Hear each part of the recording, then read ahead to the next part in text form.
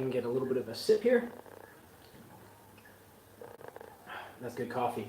Welcome to this week's Human Vortex Training YouTube Live. We're going to hit the air conditioner here just a little bit. There we go. This week we have lots going on for you. We're going to be back into our regular 20 to 30 minute format. We got two questions this past week from two different viewers. One's a viewer, one's not a viewer yet, but he will be because we're answering his question. So the first viewer asked, why are you doing live instead of spending the time going out and producing more of the nice videos? So the answer to you, Robert, Bobby, is because I just kind of like live. I like kind of having that conversation with you guys and the ladies.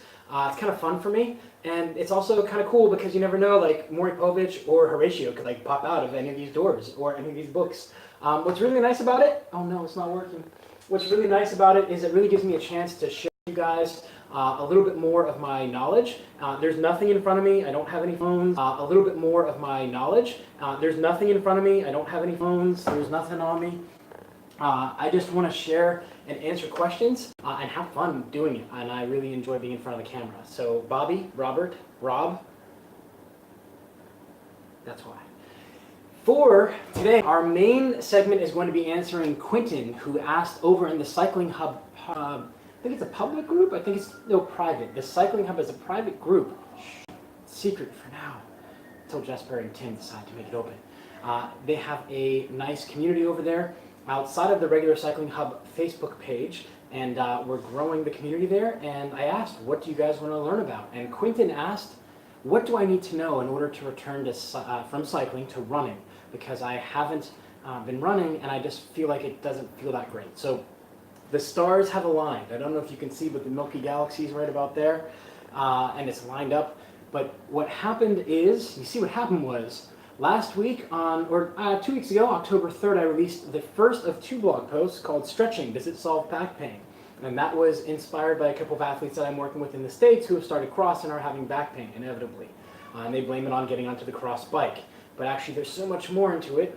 And today, just about 20 minutes before this live, and one of the reasons we're a little bit late today by about 15 minutes, I finished the second, or part 2 of that series, Does Stretching Solve Back Pain? Part 2. It's the psoas fault? I think that's, damn it, who put a question mark on the teleprompter?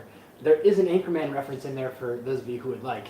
I always try and liven up the long blog posts that are too long by some people's stipulations with fun gifts and lots of stuff to entertain you. So you can have that shiny object and like, oh, look, there it is. Oh, wait, we're learning about stretching. So Quentin, if you are watching, or when you're watching, you said you're a little bit too busy for the live stream, what you want to do is go over and read part 1 and part 2 of the blog so you understand the role that stretching and strengthening has in resolving back pain and helping you be able to run strong. And at the bottom, there are 6 exercises which you can do, not just Quentin, these are for all of you guys and ladies. You can do them at home for about 15 minutes. It will take you through and begin to work on your breathing, your posture, as well as getting your glutes fired up. I am, after all, the Israeli glute guy. I've been talking about glutes for a very long time. Kind of creepy if you think about it. No, I'm just kidding. I learned from Brett Contreras in person 2 or 3 years ago after learning from him through the interwebs for like almost a decade. Really cool dude, by the way. Just awesome human being, awesome fitness professional. But we'll jump into our list of what's been going on at Human Vortex Training this past week. So number 1, Esther Meisels has signed a UCI Pro contract with a team out of Belgium, HealthMate. So very excited to have her join the UCI professional women's ranks. I'm very excited to have her here, and she will be a special guest on one of our lives, either next Tuesday or the Tuesday after. And then we may take a break from our normal live sessions and have some pop-up irregular times because I am presenting at the USA Cycling Coaching Summit on strength training for juniors and strength training for cyclists, as well as doing the most ever, or the first ever really, small group training sessions outside of that lecture. So I'm presenting Thursday at 1:40 to 2:40 about juniors and their development with strength training and things to keep in mind. And then on Friday, also at 1:30, if I'm not mistaken, 1:30 to 2:30, I believe, right after lunch, I am presenting on strength training for cyclists. So very, very important stuff. And then after that, I'm going to have 2 breakout sessions on Friday. I think either Saturday or Sunday, there's like 3 or 4 more. So tons of stuff going on. If you are a USA Cycling coach, or you would like to learn, I think that they might be opening up the USA Coaching Summit to non-USA coaches, cycling and triathlon coaches, or USA Triathlon coaches. You are more than welcome to come. So lots of great stuff going on, and the summit's going to be lots of fun. We're going to go over how to teach the push-pull, squat, hinge press, and rotary stability movements to your athletes. And I'm also going to cover in those breakout sessions the different types of equipment that we have. So we have bands, we have barbells, kettlebells, dumbbells, so lots of different stuff. One of the cool facts about being live is that when your nose gets stuffed, you guys get to see that too, excuse me, sorry. We'll edit that out later. No, we won't, because it's live. So we have lots of great stuff going on here at Human Vortex Training. Another couple of things, if you didn't see the blog post pinned to the top of the HVT Facebook page yesterday, around noon, I think Eastern Standard Time, and also on my LinkedIn profile, we have released a ton of new products. So last Tuesday we talked about it. I'm just going to go over them quickly because, Quentin, we need to get to your question. And Bobby, we answered yours. I'm waiting for Horatio to pop out here. I'm telling you, man, or Maury. You are not the cyclist. That's right. We have the monthly membership strength training for cyclists program has been released, and we're running an October special, $39. That's $60 a month off for your first year. So $39 a month for the first year for professionally and expert built strength training program for cyclists. And we have strength training monthly membership for triathletes. Also doing a Kona month special, $39, so $60 off. We have gotten very good reviews so far from our HVT athletes who've been going through the process.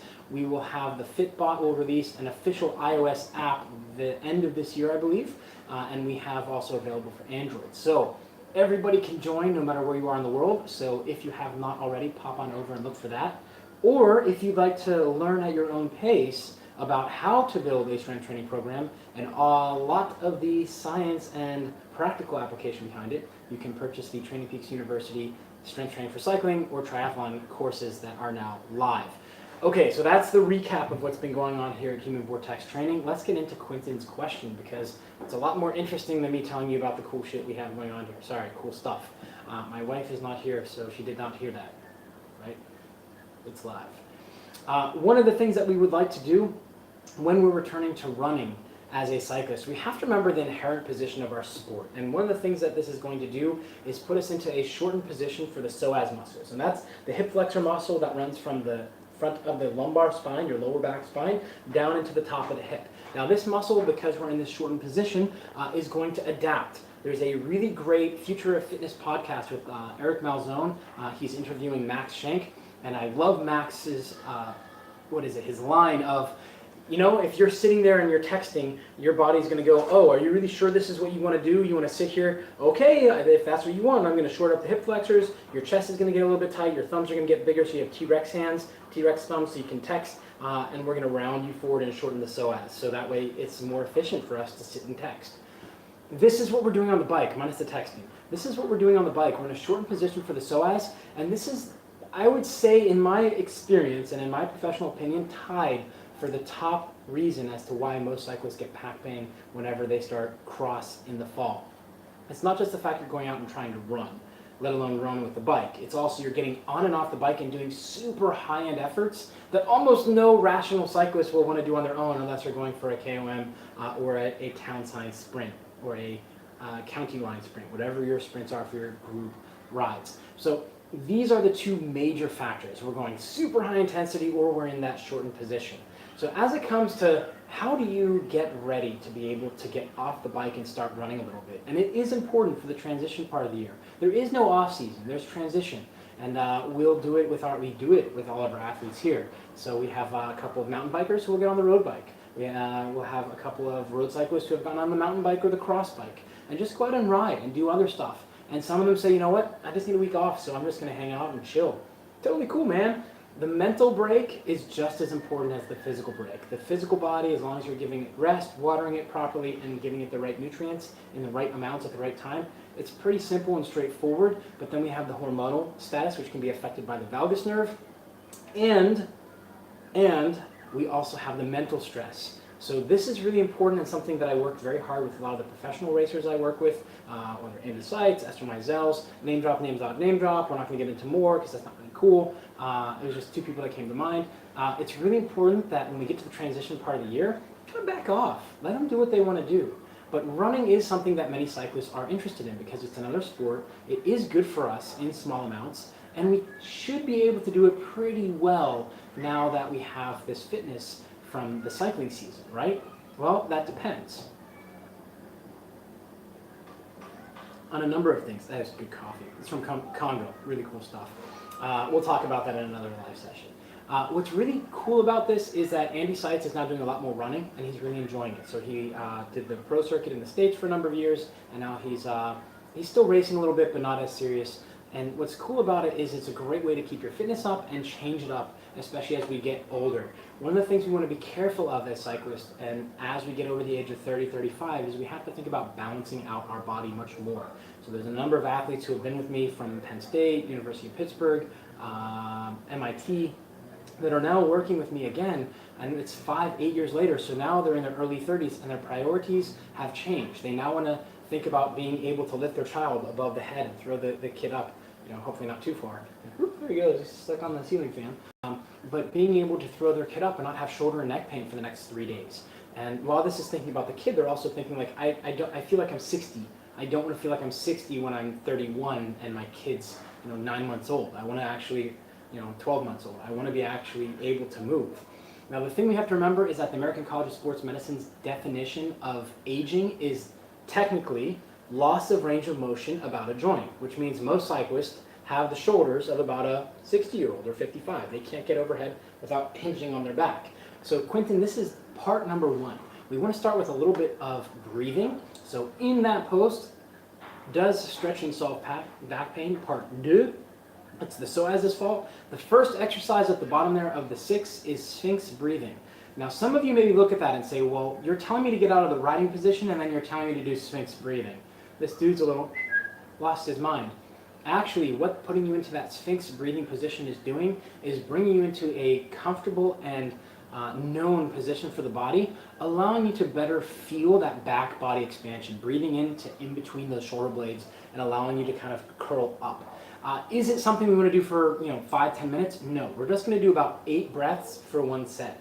And this is really important. We're going to get the ribs to start to move, and we have to remember the ribs are actually joints, or have joints at our spine that go in between the wings, essentially, on the spine. So we have spinous process, we have our bone, and then we have these little wings that come out from the sides called facets, and then in between those facets along our spine is where our ribs fit in, and these should be mobile. So when we're breathing, we actually want to have those ribs as we breathe in. The ribs should kind of open up, and as we breathe out, they should kind of close. But what happens because we're in that riding position for so long, Quentin, is that we close the space in between our ribs, which leads our serratus anterior, which are really important muscles for shoulder function, especially overhead and moving front and back, as well as our intercostals start to shut down. And we lose range of motion, and that brings us into that forward head posture, kind of like, what's his name, Napoleon Dynamite. So we're in that forward head posture, and as you get towards the end of the season, some of you may notice that when you fall asleep, your significant other may say to you, quit mouth breathing. What are you talking about? Kind of creepy. So these are some of the considerations we want to think about. So number 1 is breathing and getting those ribs to move because we need better posture.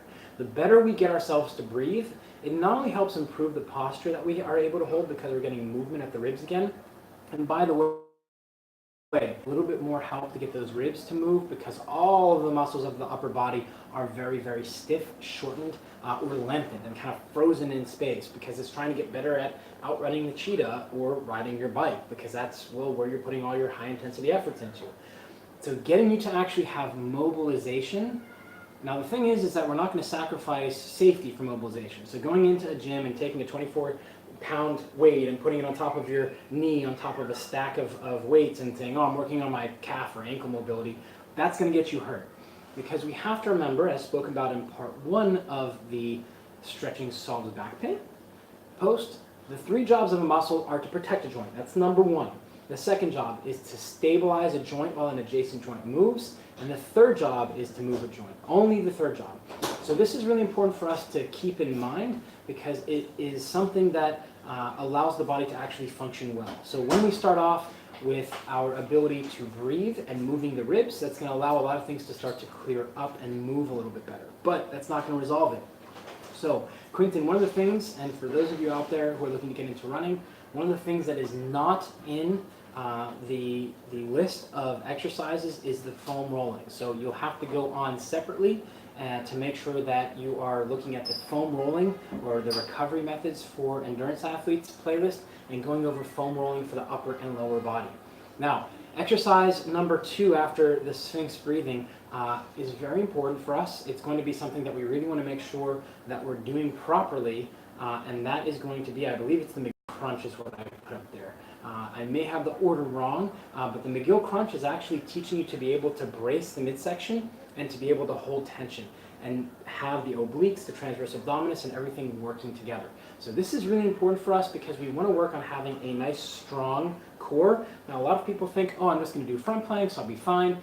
But really this is a fallacy because most of us, especially cyclists and triathletes, in that closed hip position are just simply hanging off of the hip flexors. So we're actually not getting stronger with the transverse abdominis, we're actually just hanging off of the hip flexors. So we have to be very careful about that. And again, just remember we're live, so anything can happen. What's really important about this is we have to start thinking about getting the system to be able to hold tension as a whole. So that McGill crunch is very important for us to be able to brace and hold. McGill crunch is number 3. Number 2 is chin tuck head lift. Now this is an exercise I learned back in the physical therapy clinic when I had my shoulder injury the first time because my core stability was not very good. I was actually in high school playing volleyball, and that was one of the first things that the physical therapist noticed was that my core was not very good. Even though I was doing crunches and sit-ups and bicycle crunches and at the time, yes, front planks, I was doing them wrong. I was using the wrong muscles to execute the movement, and this is really important for us to keep in mind. So the chin tuck head lift is an exercise every single athlete I've given it to, except for maybe 1 or 2 postpartum moms, haven't been able to feel the exercise. I don't feel it working. So I want to make sure that you watch that video and record yourself from the side because that's going to really help you be able to see. And this is important. It's going to tie into the deep abdominal muscles, the pelvic floor, also a little bit of the psoas, the internal external obliques, as well as the diaphragm. And it's putting you in a position so that you're actually able to stabilize the spine and learn where neutral is, which a lot of us cyclists and triathletes have problems because we're in this position all the time, looking up. So bring that chin back and in. Number 3 was the McGill crunch, which we have talked about. Take your time. If you are postpartum and you've had prolapse or you have diastasis, pardon, or you have diastasis, again, live, it's nice, or you have diastasis. So diastasis is not just with women, it can also be with men. And in fact, I've had a number of individuals, I mentioned last week, the dad from one of the basketball players I work with here, and I also have had a number of 40-something, 50-something males who have doming of the stomach whenever they're doing sit-ups or crunches or bracing. This is a sign that something may not be right, but this is important. So the McGill crunch, if you notice you're having doming a lot, or you have had prolapse and you're not feeling that great, go see a physical therapist. If you have had prolapse or diastasis, or you know you have those things, a pelvic floor specialist is very important to see. If not, start with the McGill crunches and do them right. As I note in that post online, Quentin, make sure you're watching only this video. There's about 300,000 of them literally on YouTube of the McGill crunch, and all but 3 of them, including mine, are wrong. The 3 that are correct, myself, Dr. McGill, and there's one other professional I actually know because I met them when I went to learn from Dr. McGill. So watch this video, watch it carefully. It's not a big motion. It's about getting tension in the right places. Then, exercise number 4, if I'm not mistaken, is going to be the half clamshell. So this is going to take everything we've talked about so far, the chin tuck head lift, getting you to tuck the chin, rolling over on the side, using the transverse abdominis and the obliques to lock the ribcage and pelvis together, and learning how to use the glute medius while buffering and stabilizing your midsection. And this is really important, Quentin, for a number of reasons. The glute medius muscle on the bike and the glutes as a whole are in a lengthened position. And what that means is that they're not going to be working as efficiently, especially when we're in a standing position. They're going to be relatively weak, and some of you may have trouble actually even recruiting that muscle to fire. So the side lying half clamshells are very important. It's teaching you how to brace, turn off the tensor fasciae latae, or that muscle that's in that front pocket area, and turn on the glute medius. And what this muscle does when we run is it kind of helps us from letting our hips kind of sway side to side. And this muscle needs to be very strong and is a leading cause of back pain and knee pain for runners all across the world, because these are muscles that we don't often think of. We just go out and run. And I see this all the time with runners with their late 30s, early 40s. My knees are starting to go. I actually had a conversation with someone about a month and a half, 2 months ago. We were out hiking, and she just said to me, I can't really run that far anymore because my knees bother me and my back bothers me. And I asked about the strength training. She's like, I do a little bit of yoga, that's about it. We need to teach the system to be able to carry tension and to hold that posture for a long period of time. So for that second thing, yoga is great.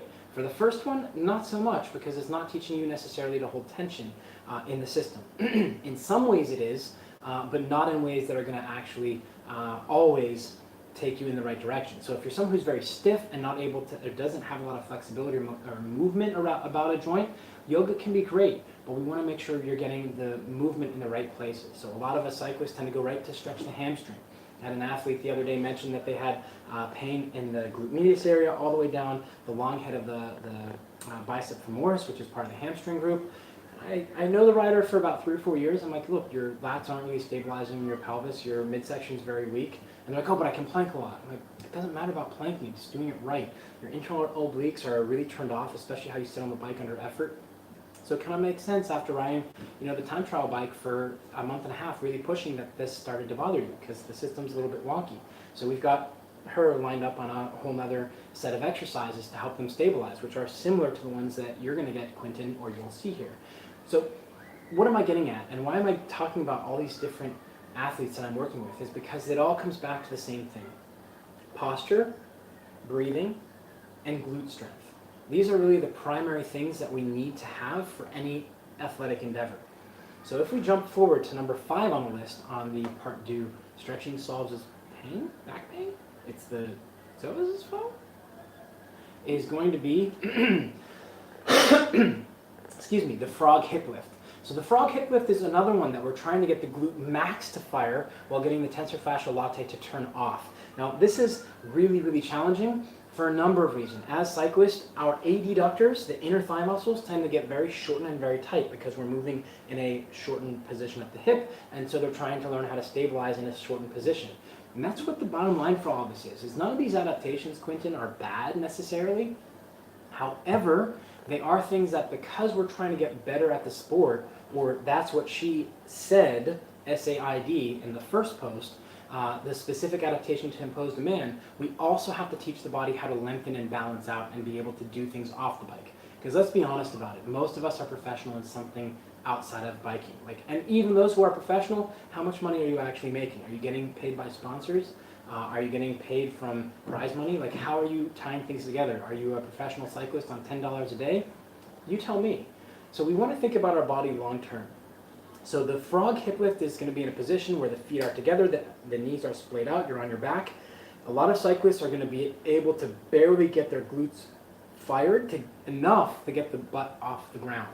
And this is an important motion for you to master because it's teaching certain muscles to lengthen, which tend to be short, and other muscles to fire and shorten, which tend to be lengthened. So it's a fantastic exercise as long as it's pain-free. And that's going to lead us to our last exercise, which off the top of my head, I can't actually remember. You're going to have to go over and read part 1, stretching solves back pain, and part 2, stretching solves back pain, part 2, it's the psoas fault. So check those out and they will really help you. Now Quentin, I know that there's a lot of exercises here. Bottom line for you, number 1 is work on breathing. That's Sphinx breathing. You can use the foam roller on the upper body and the lower body. Check out those videos on the YouTube channel. I will put the links below in the description in the next 24 hours, if not sooner for you, so you can actually just scroll down to the page, to description, click and go.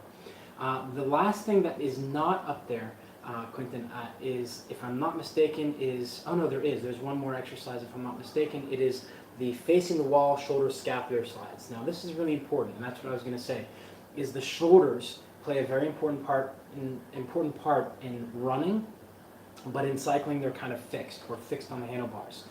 There is what's called the thoracolumbar fascia sling, or thoracolumbo sling, which is the lats which tie into the back of the shoulder. They're actually the strongest internal rotator for the shoulder and biggest, and come all the way down into your mid-back around T8, thoracic 8, down to the thoracolumbar fascia, which is a giant ligamentous tissue in our lower back, which allows that right shoulder to be tied to the left hip and vice versa. And this is important because as we run counter. So we have the right hand and left knee are going to be together and vice versa. This is how we promote and push a lot of our force forward. Now there's two things that make you a great runner. So if you're a triathlete, turn up the volume and listen in. There are two things that make you a great runner. Number one is strength. So we're talking about overall global strength as well as running strength, which is very specific. So let's say three. There's overall global strength and ability to maintain tension. And the second is running strength, your ability to deal with hills and terrain. And the third thing is going to be technique. That's it.